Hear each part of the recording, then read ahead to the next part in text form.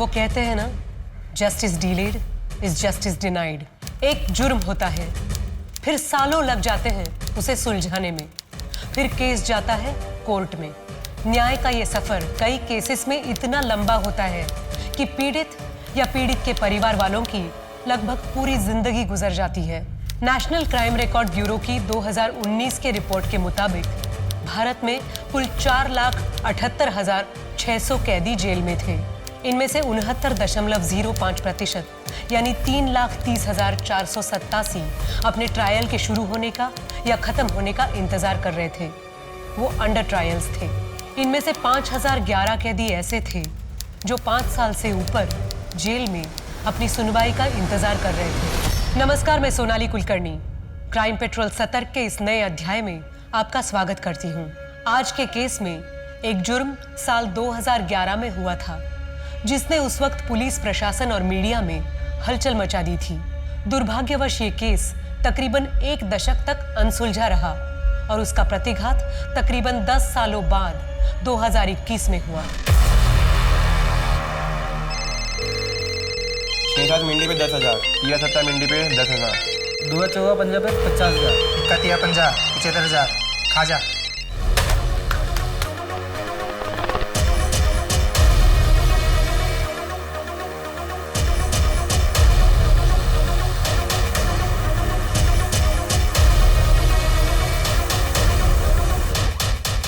दुआ चौका पंजा खुला है।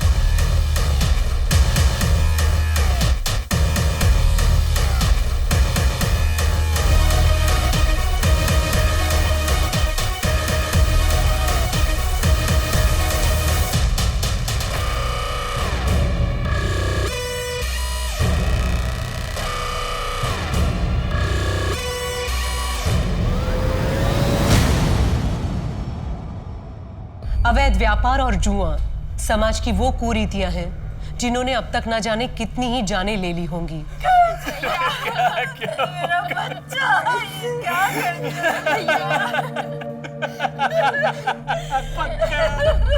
जिसकी लत लगती तो एक इंसान को है, पर बर्बाद वो पूरे परिवार को कर देती है।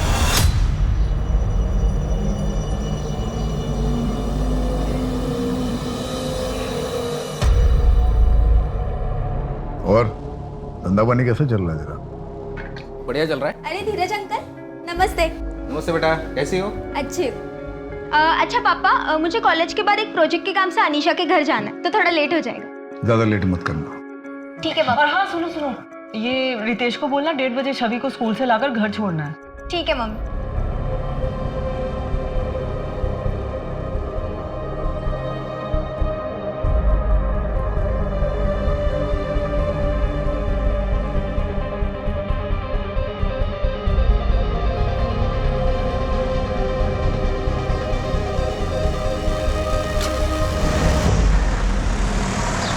अजी, मैं सोच रहा था कि प्रियंका की शादी अपने बेटे पीयूष के साथ करवा दे, कैसा रहेगा? तुम्हारा बेटा महीने भर में जितना कमाता है उतना मेरी बेटी अपने दोस्तों पर एक दिन में खर्च करती है। 22 साल हो गए जी, आज भी तो वही बात पकड़ के बैठा है। तुम्हारी बहन रश्मि को मैं बहुत पसंद करता था। यही बोला था ना तुमने जब मैं रश्मि का हाथ मांगने आया था तुमसे। एक मेरी जगह अगर तू रहता तो तू भी यही करता। और वैसे भी तुम उस वक्त सिर्फ सट्टा खेला करते थे और सारे पैसे सट्टे में उड़ा देते थे। आज भी वही करता हूं मैं। फिर भी रिश्ता क्यों जोड़ना चाहते हो मुझसे? तो अच्छा ही हुआ ना, धीरज भाई साहब ने आपको मना कर दिया, वरना मेरा क्या होता।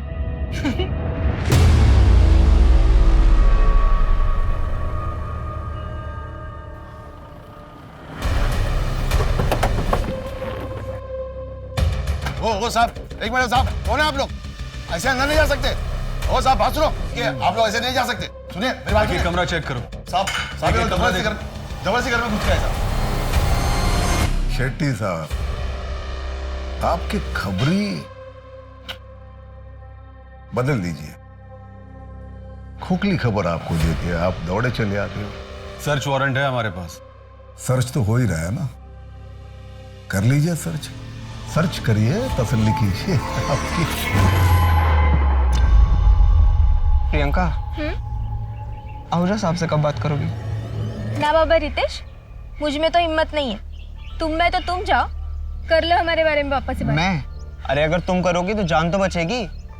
आहूजा साहब की लाडली हो, मेरी तो हड्डियां भी नहीं मिलेंगी। तुम भी ना, कैसी बातें करते हो? अच्छा ठीक है, तुम कुछ मत करो, मैं कुछ करता हूँ। सर कुछ नहीं।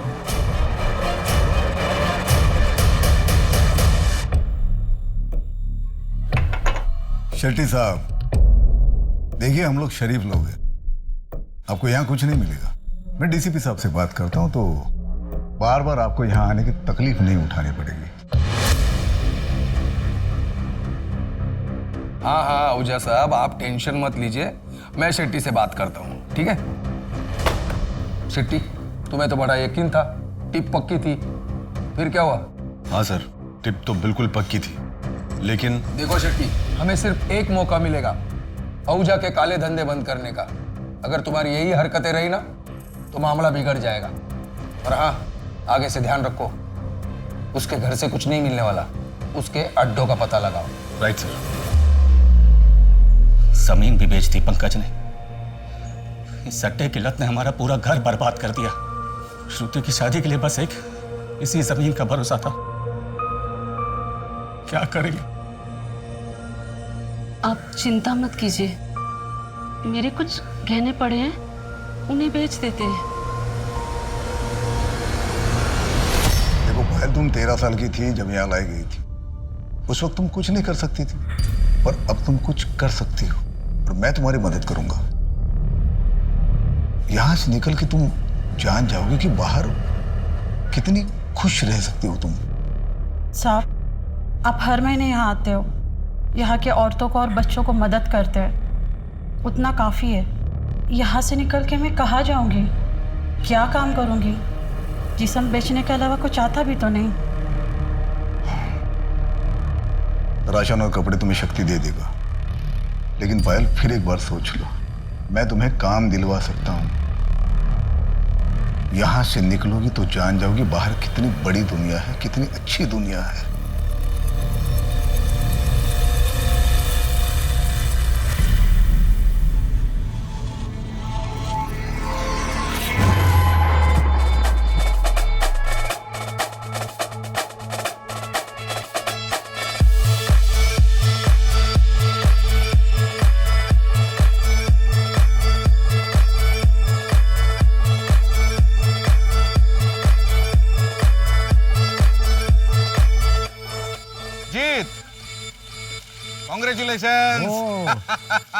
Thank you very much. अरे आज तो तेरे लिए डबल सेलिब्रेशन का दिन होगा। एक तो तेरी एनिवर्सरी और दूसरा इंडिया वर्ल्ड कप भी जीत चुकी। क्या हराया यार श्रीलंका को आज। सेलिब्रेट कर दो, चलो चलो आओ।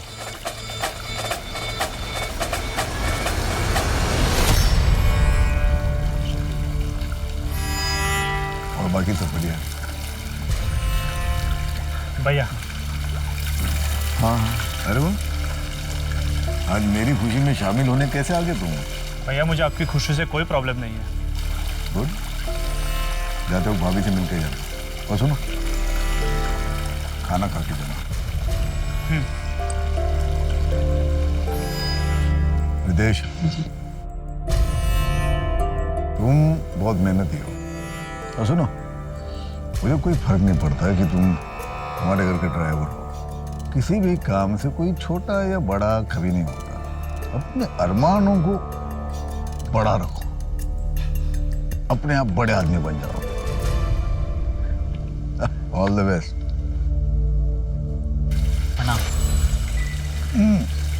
आहूजा साहब सुबह के लिए माफ़ी चाहते हैं। वो कहे ना कि शेट्टी साहब बताए बिना ही मुझे यहाँ लेकर आ गए।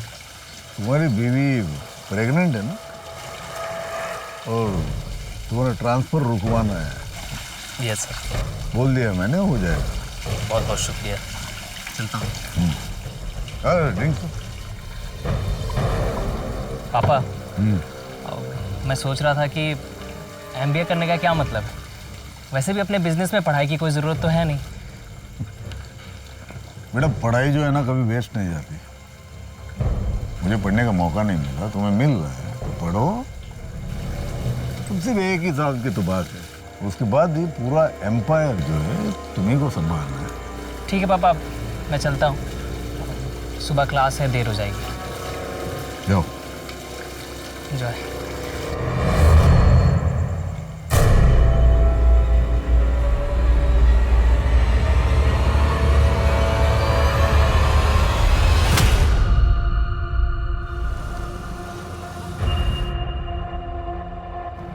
साहब, आपने हमारे बेटे की जमानत की बात की है क्या? शक्ति, मैंने तुमसे पहले भी कहा है, तुम्हारे बेटे के मामले में कोई मदद नहीं करूंगा तुम्हारी। रेप किया उसने, अगर उसे अभी छुड़ाऊंगा तो कल जाके किसी का मर्डर कर देगा वो। छोड़ो, इसे बढ़ाओ मत। क्या हुआ? देखता हूँ सर।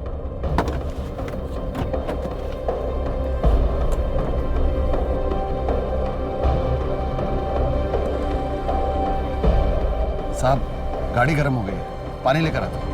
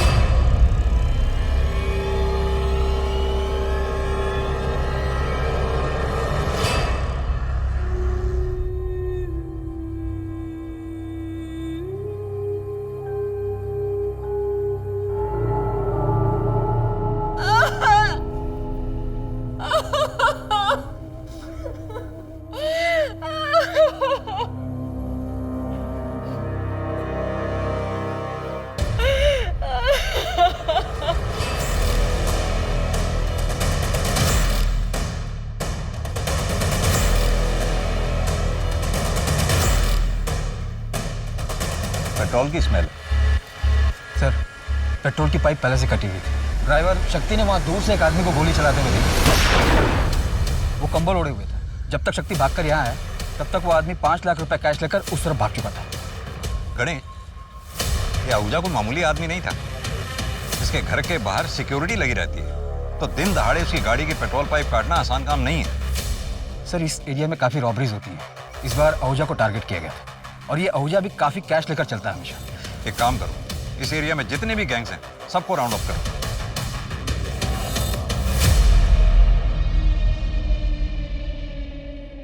सर, मैं क्लास में था, तभी मुझे शक्ति चाचा का कॉल आया। उन्होंने बताया पापा के बारे में। आखिरी बार कौन मिला था अजीत आहूजा से? सिद्धार्थ बाबा। रात को मैं आहूजा साहब के पास गया तो सिद्धार्थ बाबा जा रहे थे। वो हॉस्टल में रहते हैं ना।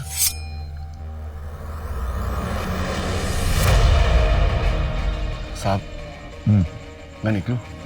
हाँ शक्ति, तुम जाओ और सुबह 8 बजे आ जाना। वो कल नई साइट देखने जाना है। सर, मैं कल सिर्फ आधे घंटे के लिए ही आया था, उसके बाद घर चला गया। मैं सुबह ऑफिस के लिए निकल ही रहा था, तब खबर मिली। दीदी,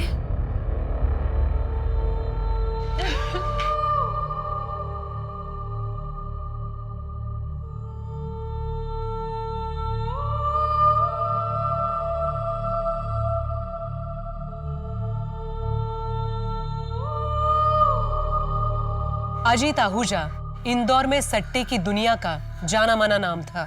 सब कुछ जानते हुए भी पुलिस कभी उसके गिरेबान तक नहीं पहुंच पाई थी, और अब किसी ने उसकी दिन दहाड़े हत्या कर दी थी। अजीत आहूजा उस शख्स का नाम था जो कई परिवारों के लिए रॉबिन हुड था। अजीत आहूजा जरूरतमंदों की मदद अंजाम की फिक्र किए बिना करता था, पर कुछ लोगों के लिए वो ऐसा शैतान था जिसकी वजह से उनके परिवार ध्वस्त हो गए थे। तो आखिर सच में कैसा इंसान था अजीत आहूजा?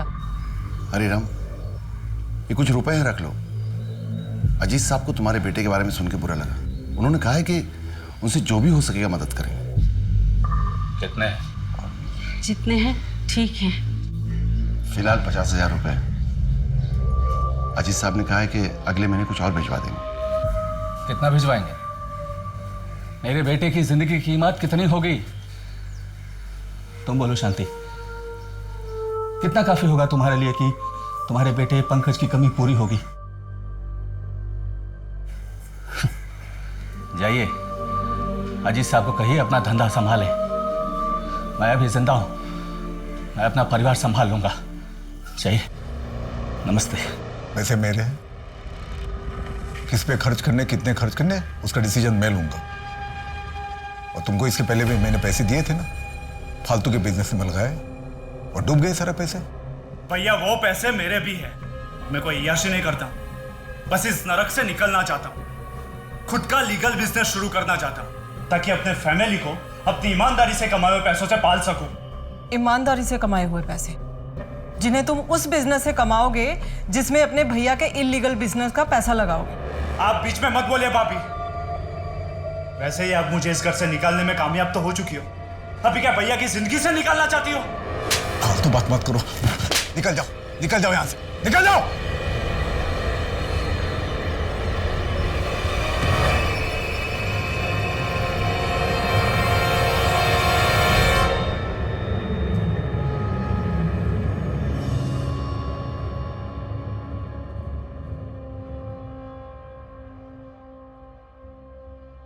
आप चिंता मत करिए भाभी, मैं सब संभाल लूंगा।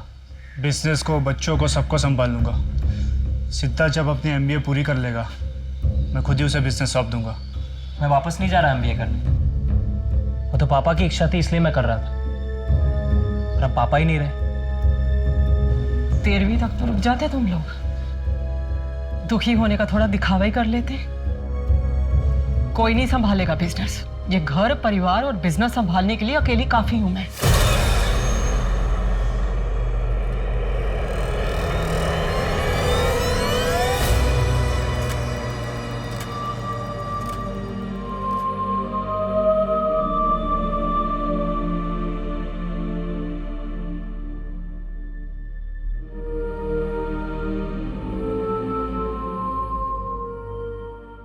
एक तो जन लोकपाल बिल के लिए लोग शहर से बाहर निकल रहे हैं, ऊपर से इस अजीत आहूजा के मर्डर से सारे शहर में खलबली मची है। सर, मुझे अजीत आहूजा की फैमिली के हर मेंबर को इंटेरोगेट करना होगा, साथ ही उससे जुड़े लोगों को भी। इसके लिए मुझे स्पेशल परमिशन चाहिए होगी सर, क्योंकि इसमें काफी बड़े नाम और पॉलिटिशियंस भी हैं। कोई जरूरत नहीं है ज्यादा खुरेदने की, थोड़ी बहुत इंक्वायरी करो और जल्द से जल्द ये केस बंद कर दो। वैसे भी तुमने एफआईआर में रॉबरी और मर्डर ही लिखा है ना? क्राइम सीन को देखकर तो यही लगा है सर। जिसने भी किया अच्छा काम किया है, समाज के वायरस को खत्म कर दिया। ऐसे क्रिमिनल्स का तो एनकाउंटर कर देना चाहिए था, किसी और ने हमारा काम कर दिया। अब तुम इस केस को जल्द से जल्द बंद कर दो।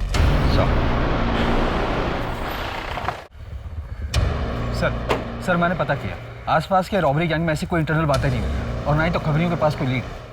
अजीत आहूजा पे अटैक हुआ है, कोई भी रॉबर इस बारे में बात करने से कतराएगा। अपने खबरी नेटवर्क को एक्टिव रखो, कभी तो पता चलेगा किसने अटैक करवाया है। पेट्रोल का पाइप कटा हुआ था, यही बात मुझे खटक रही है। अब या तो कोई घर का स्टाफ हो सकता है या फिर कोई जानने वाला जो मर्डर के एक रात पहले उस पार्टी में वहां मौजूद था। सर, ये पार्टी के कुछ फोटोग्राफ्स हैं, ये देखिए। सर, अगर अजीत आहूजा की लाइफ से सस्पेक्ट छांटने बैठे तो दर्जनों होंगे। बहुत बड़ा एम्पायर था, और जितना बड़ा एम्पायर उतनी ज्यादा दुश्मन। तो घर से शुरू करते हैं। वाइफ सुमन, भाई वरुण, बेटा सिद्धार्थ, बेटी प्रियंका और ये दो स्टाफ शक्ति और रितेश। सर, ये एक बेटी भी है, छवि, एडॉप्टेड है, मैंने पता किया। ब्रॉथल से रेस्क्यू करके लाया गया था इसे।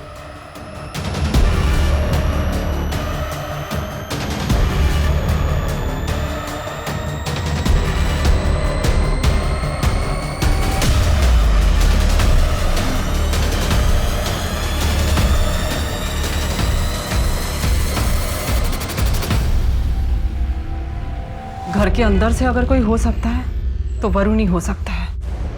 वो ना तो मुझे पसंद करता था, ना ही अजीत को।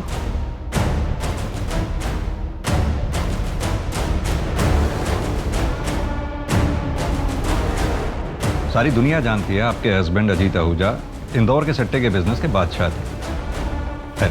हम यहाँ सट्टे के बिजनेस की नहीं, आपके हस्बैंड के मर्डर की इंक्वायरी करने के लिए आए हैं। मुझे कोई एफआईआर नहीं करवानी।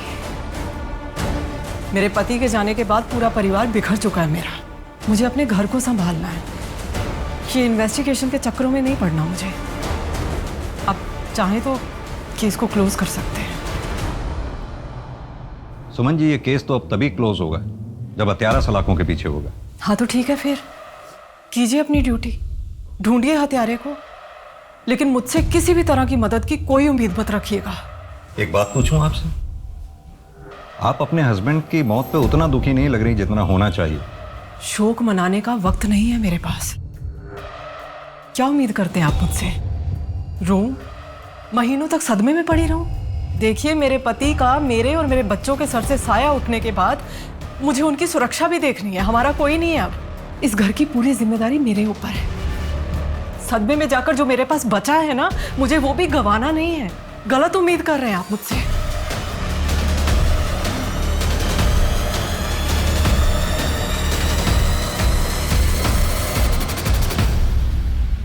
कौन हो सकता है इस मर्डर के पीछे? शतरंज का कोई ऐसा खिलाड़ी, शायद डीसीपी सर भी उसके प्यादे हैं। सॉरी सर, मन में खटका इसलिए बोल दिया। खटक तो मुझे भी रहा है।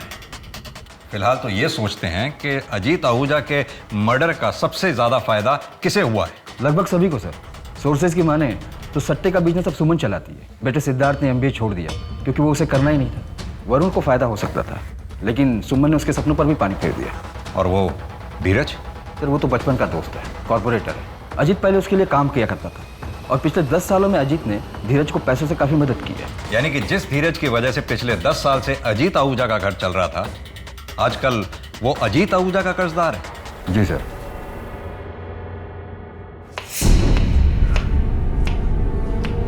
देखो ना, मैंने सब जेवर जमा करके देख लिए। अगर इन्हें बेचें तो कुल मिला के 1.5-2 लाख से ज्यादा नहीं मिलेगा। पता नहीं तेरे पापा कैसे कह रहे हैं कि इसमें सब कुछ हो जाएगा। उस दिन आहूजा साहब ने जो पैसे भेजे थे वो ले लेते तो अच्छा ही होता।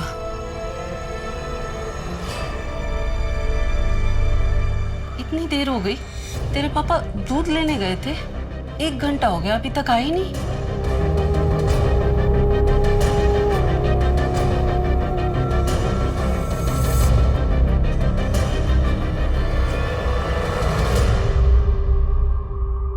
शेट्टी साहब, आपने अजीत के इतने ठिकानों पे छापेमारी की, इतनी एक्यूरेट इंफॉर्मेशन आपको मिलती कहां से थी?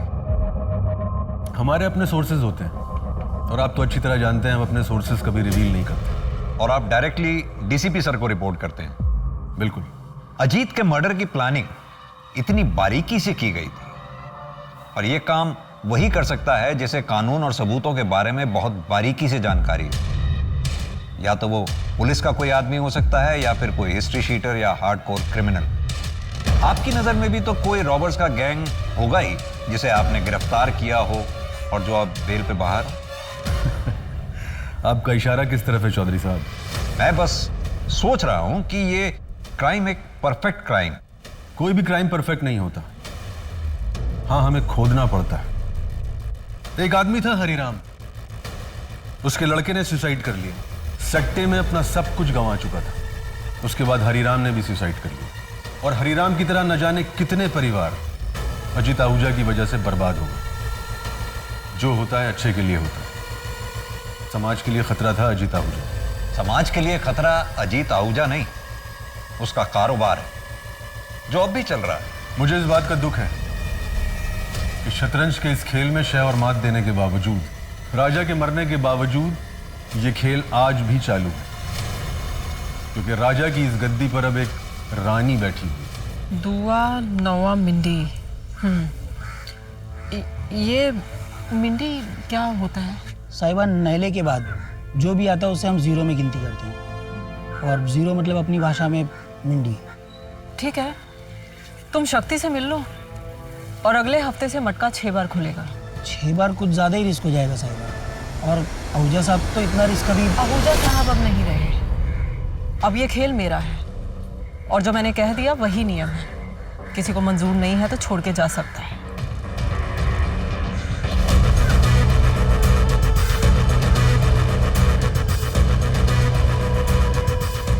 एक दिन ही हम सबको ले डूबेगी।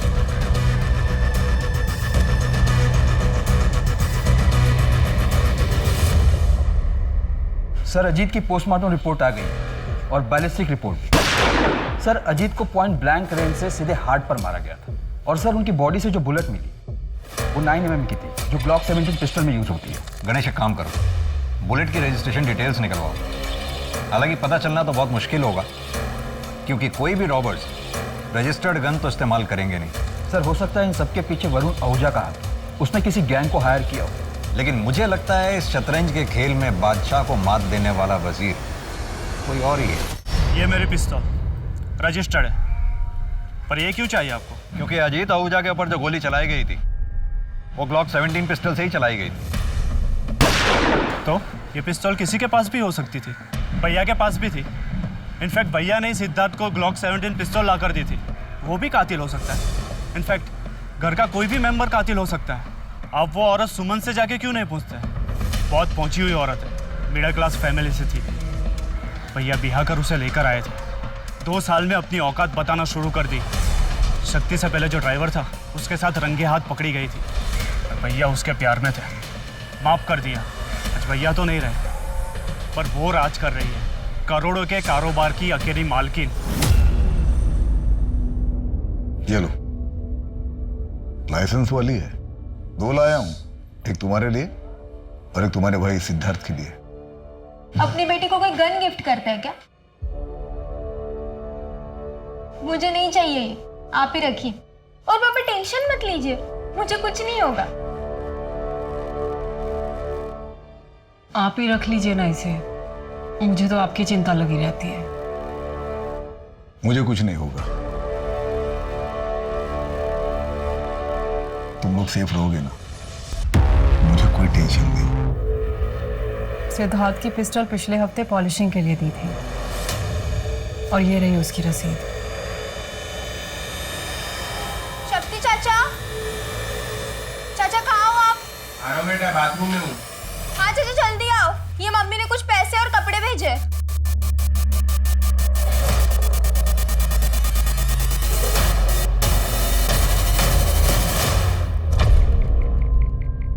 सर मुझे लगता है कि वरुण ने जानबूझकर सुमन के अतीत का पत्ता हमारे पास फेंका, ताकि हमारा शक वरुण से हटकर सुमन पर चला जाए। लेकिन वरुण कह तो सही रहा है, अजीत आहूजा के जाने के बाद उसका सारा बिजनेस सुमन ने ही संभाल रखा, जिससे सबसे ज्यादा फायदा भी हुआ।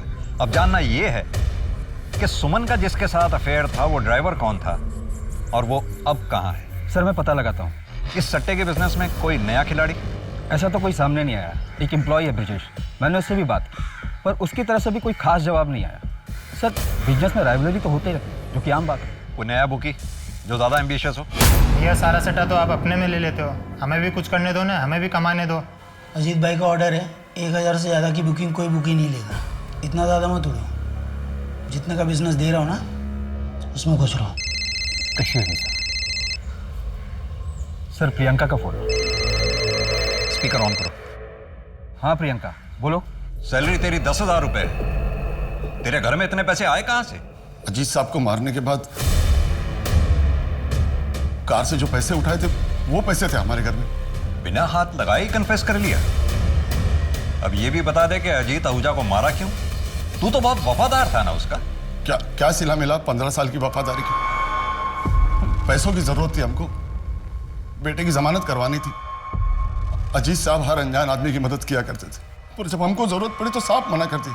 उनको मारने से पहले भी हम बहुत हाथ जोड़े उनके पास जाके, किस हमारी मदद कर।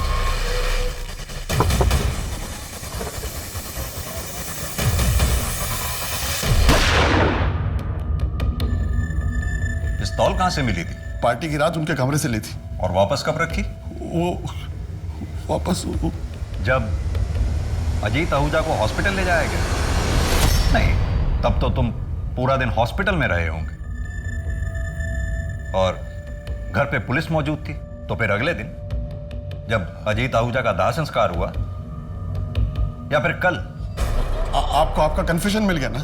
फिर आपको क्या चाहिए? हमने पिस्तौल कब रखी थी हमको याद नहीं। केस को बंद कर दो चौधरी, ऊपर से बहुत प्रेशर है। लेकिन सर शक्ति सिंह ने अभी तक जवाब नहीं दिया है उसने पिस्टल कब वापस रखी थी। लेकिन उसके पास इस बात का तो जवाब है ना कि वो पिस्टल कब और कहां से ली थी। उसके पास एक्सेस था, मोटिव भी था और स्पॉट पे वो मौजूद भी था। तो ओपन एंड शट केस है चौधरी। तुम चार्जशीट तैयार करो, मैं मीडिया को इन्फॉर्म करता हूँ। लेकिन सर मुझे पूरा यकीन है शतरंज के खेल में शक्ति सिंह सिर्फ एक प्यादा है। असली खिलाड़ी कोई और ही है। तुम्हारे पास प्रूफ है? अभी तो नहीं है सर, लेकिन then close the case Chaudhary. Ajit का किलर है हमारे पास, और क्या चाहिए तुम्हें? क्यों किया चाचा आपने ऐसे? मजबूर था। कभी कभी कुछ चीजें अपने बच्चों के लिए करनी पड़ती। क्या इन्वेस्टिगेशन ऑफिसर का शक सही था? क्या ये केस सुलझने के बाद भी अनसुलझा था? वक्त का पहिया अपनी गति से आगे बढ़ा। अजीत आहूजा के कातिल शक्ति सिंह को 10 साल के कारावास की सजा सुनाई गई। सब आगे बढ़ चुके थे, पर सिर्फ एक इंसान ऐसा था जो ये केस कभी नहीं भूला था। और अब 10 सालों के बाद कुछ ऐसा होने वाला था जिसकी वजह से अजीत आहूजा हत्याकांड फिर से सुर्खियों में आने वाला था।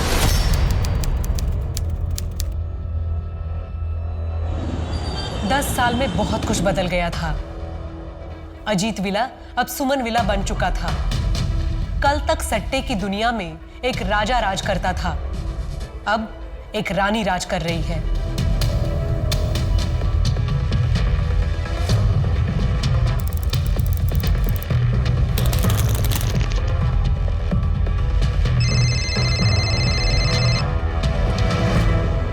पाँच 7-9 खुला है।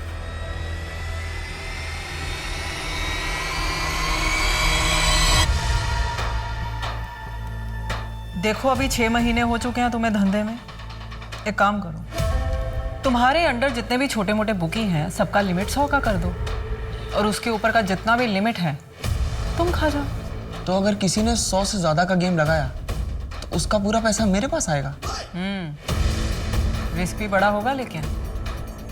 तो अगर पाने में 1 लाख लगाया और नंबर निकल गया तो 1 लाख का 8 करोड़ देना पड़ेगा तुम्हें, और वो लोकल बुकी के सर पे नहीं रहेगा। अरे प्रियंका, तुम्हें ऑफिस छोड़ना था ना?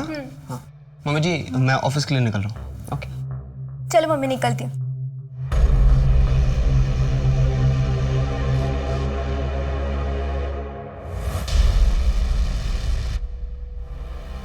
सिद्धार्थ, आपकी वॉच। थैंक्स। मम्मी, आप ऑफिस नहीं चल रही? हिसाब किताब पूरा गड़बड़ है तुम्हारा, इसे चेक करके शाम को आएंगे। अच्छा मम्मी, मैं सोच रहा था भोपाल में हैंडल करना शुरू कर दूं। कोई ज़रूरत नहीं है, रितेश अच्छे से संभाल रहा है ना वहाँ पर काम। तुम पहले ये इंदौर का एक इलाका तो संभाल लो ठीक तरह से, बाद में पैर पसारना। क्या हिसाब किया है तुमने?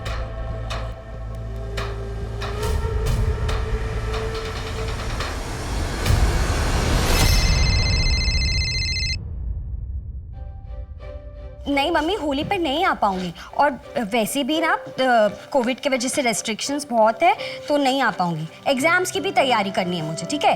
अच्छा ठीक है, तुम्हारे होली के कपड़े कुरियर करवा देंगे, और अगर पसंद नहीं आए तो चेंज भी करवा देंगे। जी मम्मी। और सुनो, कैश है ना तुम्हारे पास? नहीं है तो मेरा क्रेडिट कार्ड यूज कर लेना। हाँ मम्मी, सब कुछ है। अब मुझे क्लास के लिए लेट हो रहा है तो मैं चलती हूँ। Bye, love you.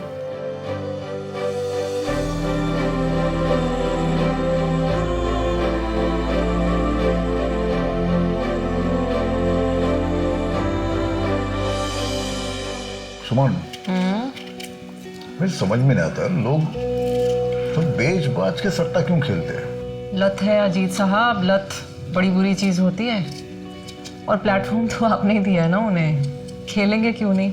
और वैसे भी इसी लत के दम पर तो आप अपना साम्राज्य चला रहे हैं। अरे भाई, मेरा बिजनेस है, मैं थोड़ी ना किसी को धमका के सर पर गन रख के जबरदस्ती कर रहा हूँ। भाई आओ सट्टा खेलो।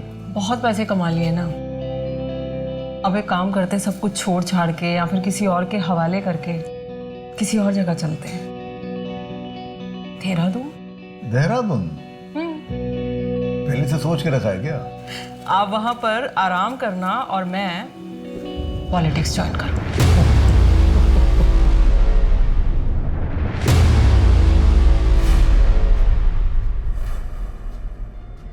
क्या हुआ?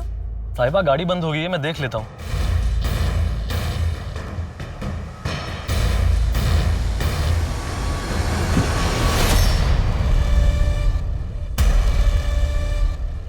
गाड़ी को भी यहीं खराब होना था।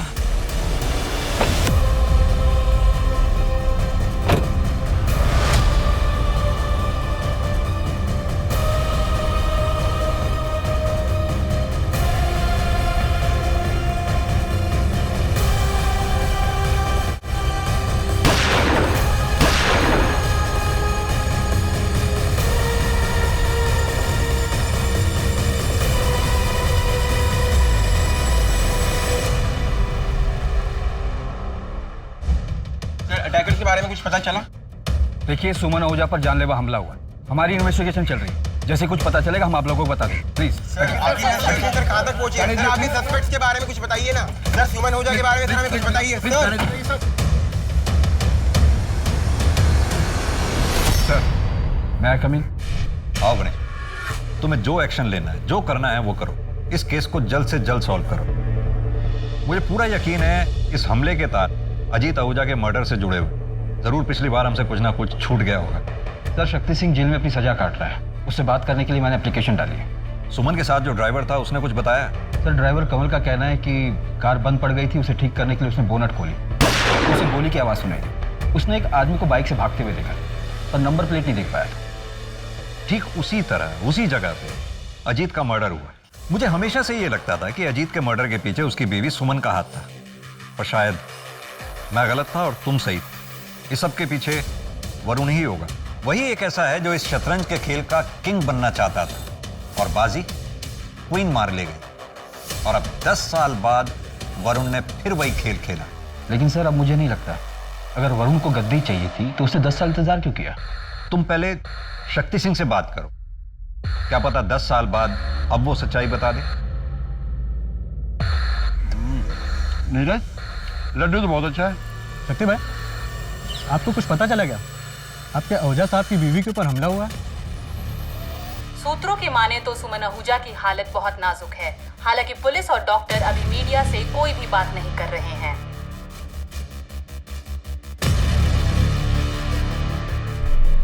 किसको पता था सुमन जी कंस्ट्रक्शन साइट पे जा रही है? मम्मी अपने शेड्यूल के बारे में किसी को नहीं बताती थी और ड्राइवर को भी वो गाड़ी में बैठने के बाद ही बताती थी। दीदी दीदी, मम्मी कैसी है? ठीक है ना मम्मी?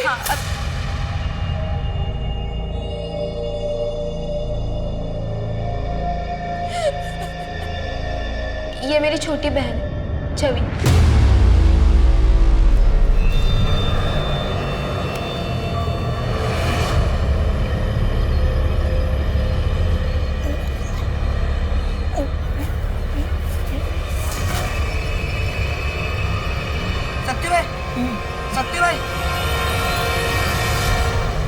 शक्ति सिंह मरा नहीं, मारा गया। उसे मारकर एक और राज दफन किया गया। पर सुमन अभी जिंदा है। वो ठीक होकर जरूर पलटवार करेगी। सर, शक्ति सिंह का जेलमेट नीरज, कल ही उसे बेल मिली और कल ही उसने अपने घर से आए लड्डू शक्ति सिंह को खिलाए थे। इस नीरज की बेल किसने कराई? उसकी वाइफ ने। अब वो अपने गांव चला गया। ट्रैक करो, उसे फौरन उठा के ले आओ। वो सुमन को जो बुलेट लगी थी उसकी बैलिस्टिक रिपोर्ट आई क्या? जी सर, सेम पिस्टल, क्लॉक 70। 10 साल पहले अजीत आहूजा भी इसी तरह से मारा गया। तो क्या समझे, इतिहास अपने आप को दोहरा रहा है। सर, मुझे लगता है कि सुमन पर हुए अटैक के जड़ तक पहुंचने के लिए हमें अजीत के मर्डर केस की फाइल को फिर से ओपन करना होगा। इस शतरंज के खेल में पिछले 10 साल से लेकर आज तक जितने भी मोरे हैं सबको फिर से टटोलो। शायद सुमन के केस की वजह से हम अजीत आहूजा के मर्डर केस को सही मायने में क्लोज कर पाए। सर, ये सेंट्रल जेल के विजिटर लिस्ट की कॉपी है। पिछले 10 साल में कौन कौन ड्राइवर शक्ति सिंह से मिलने आया था, इसमें सबकी एंट्री है।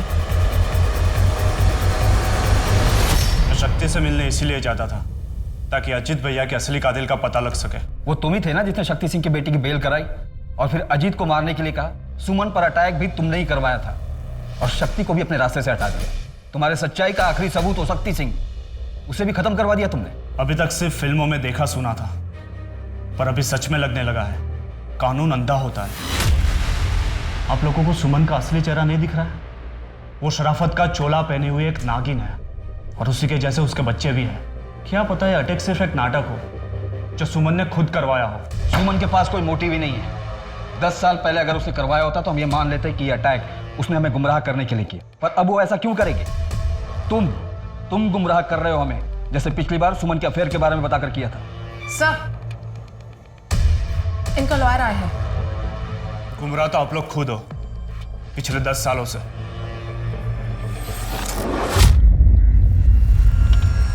अब मैं रिटायर हो गया हूं, इसलिए अब तो बता ही सकता हूं। मुझे टिप अजीत आहूजा का दोस्त धीरज देता था। मैं उससे नफरत करता था और इसीलिए उसे तबाह कर देना चाहता था। तो नफरत और जलन में तूने अजीत को मरवा दिया। पर सुमन पर अटैक क्यों करवाया? ना ही मैंने अजीत को मरवाया है और ना ही मैंने सुमन पर अटैक करवाया है। तो फिर किसने करवाया? सिद्धार्थ। अपने बाप के मरने के बाद सबसे ज्यादा खुश था वो, क्योंकि सारा एम्पायर उसे मिलने वाला था। लेकिन तभी सुमन ने कमान संभाल ली और सिद्धार्थ वही का वही रह गया। अब अगर सुमन को कुछ हो जाता है तो आप ही बताइए, इसमें सबसे ज्यादा फायदा किसका होगा? सर, सुमन को लगी गोली जिस ग्लॉक 17 पिस्टल से चलाई गई थी वो 5 महीने पहले ही चोरी हो गई। भोपाल की राय फैमिली ने इसकी कंप्लेंट भी लिखवाई थी। यानी सुमन पे किए गए हमले की तैयारी 5 महीने पहले से चल रही थी, या फिर शायद सुमन पर हमले की बिसात 10 साल पहले ही बिछाई गई थी।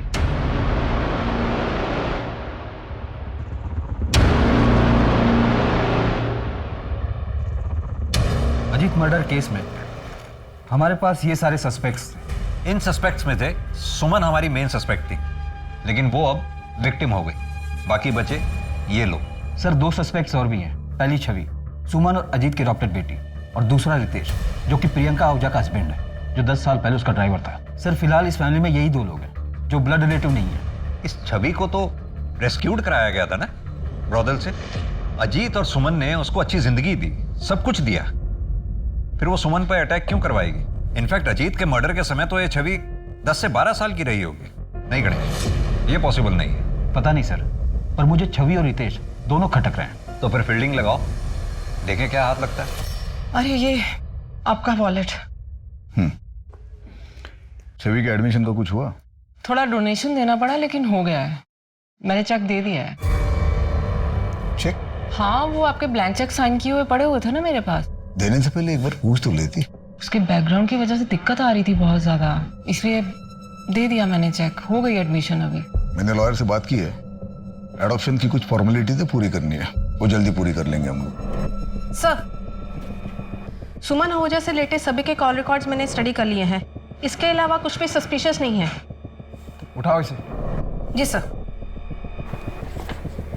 और इसके बारे में कुछ पता चला? हाँ सर, जेलर शर्मा से बात की मैंने। नीरज के विजिटर लिस्ट में भी इसका नाम है। इसका पूरा बैकग्राउंड चाहिए मुझे। सर, आप ऐसे बदतमीजी क्यों कर रहे हो मेरे साथ? आहूजा फैमिली का दामाद हूं मैं। ये देख, पिछले 8 महीने से तेरे नंबर पर अलग अलग लैंडलाइन से कॉल आ रहे हैं और ये सारे नंबर देहरादून पीसीओ के। छवि पड़ती ना वहाँ पर। अफेयर चल रहा ना तुम लोगों का? सर, क्या बकवास कर रहे हो आप? वो बच्ची है, वो 10 साल की थी तब से मैं उसे जानता हूँ, और वो फैमिली के बारे में पूछने के लिए मुझे फोन करती थी। तो तुझे ही क्यों करती थी? वो भी अलग अलग लैंडलाइन से? मैं जीजा हूँ उसका, क्यों नहीं कर सकती मुझे वो फोन?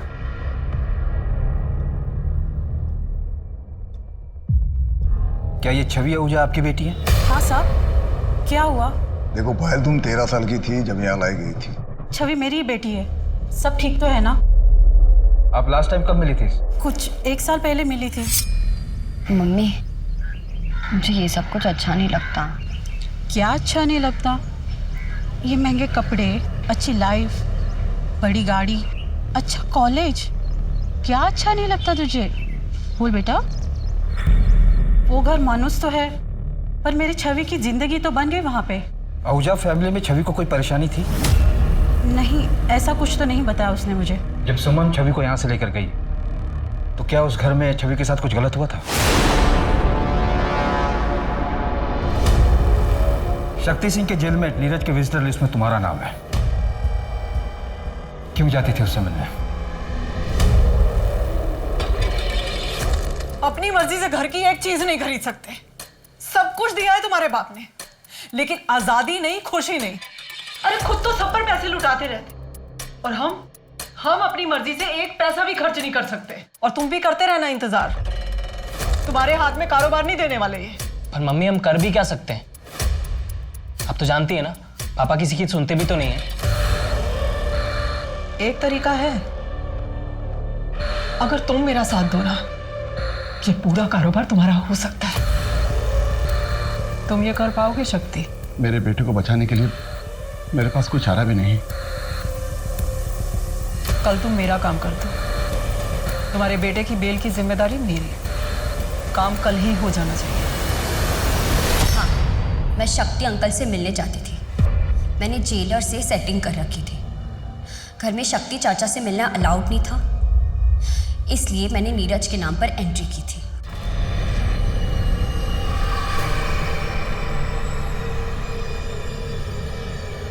शक्ति ने तुम्हारे पिता अजीत आहूजा का मर्डर किया, फिर भी तुम उससे मिलने जाती थी। क्या उनके मर्डर की वजह तुम थी? नहीं। तो तुम्हें पता है उनका मर्डर किस वजह से हुआ?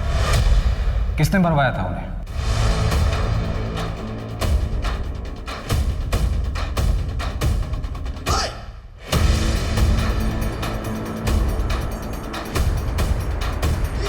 मम्मी 10 साल हो, आपने कहा था मैं संभालूंगा बिजनेस। आप तो पापा के जैसे ही। तुम्हारे पापा जैसे नहीं हैं हम। कमजोर हो गए थे तुम्हारे पापा, उन्हें मारना ना बड़ा ही आसान था, लेकिन हमें कोई छू भी नहीं सकता। कहां से कहां लेकर आए हैं पूरे एम्पायर। कर पाओगे ये सब? सुमन आहूजा बनना इतना आसान नहीं है। मुझे सिर्फ सिद्धार्थ और सुमन की मौत से मतलब है, फिर पूरा बिजनेस तुम्हारा। तुम सुमन को क्यों मारना चाहती थी? उसने तो तुम्हें सब कुछ दिया, अडॉप्ट किया था उसने तुम्हें। सुमन ने नहीं, मेरे पापा ने मुझे अडॉप्ट किया था। अजीत आहूजा मेरे बायोलॉजिकल फादर थे और उस सुमन ने मेरे पापा को मार डाला। 10 साल तक मैं चुप रही, पर बर्दाश्त नहीं होता था मुझसे। वो सुमन आहूजा खुद को रानी समझती थी, मैंने उसी के खेल में उसी को मात दी थी। सुमन को पता था कि तुम अजीत की बेटी हो? नहीं, पर मुझे पता था वो क्या है। कल ही खत्म कर देना।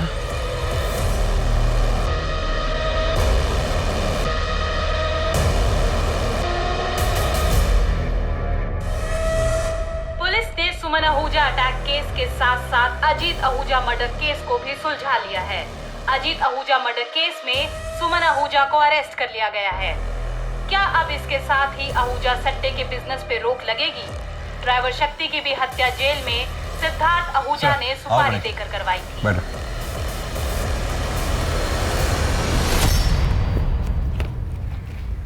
Congratulations, good work. Thank you sir.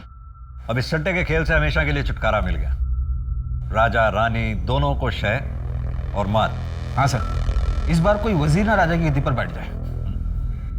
2011 में इंदौर के इस केस में सुमन आहूजा ने अपने ही पति की हत्या करवाई ताकि वो सट्टे की दुनिया पे राज कर सके। लेकिन अंत में क्या हुआ? सुमन, सिद्धार्थ और छवि तीनों जेल में हैं। किसी को भी क्या हासिल हुआ? सभी ने कुछ न कुछ खोया। जुर्म का रास्ता कितना भी आकर्षित क्यों न हो, पर अक्सर वो हमसे हमारी सबसे प्यारी चीज छीन लेता है। सट्टे की लत में कुछ लोग तो कर्ज में इतना डूब चुके होंगे कि उनकी पीढ़ियां तक भुगतान करेंगी। सरकार और पुलिस इस तरह के गोरख धंधे को बंद करने की पूरी कोशिश कर रही है और कई जगह पर वो सफल भी हुए हैं। लेकिन अजीत आहूजा का सट्टा बिजनेस आज भी चल रहा है। किसी को आज तक नहीं पता सट्टा कहाँ खुलता है।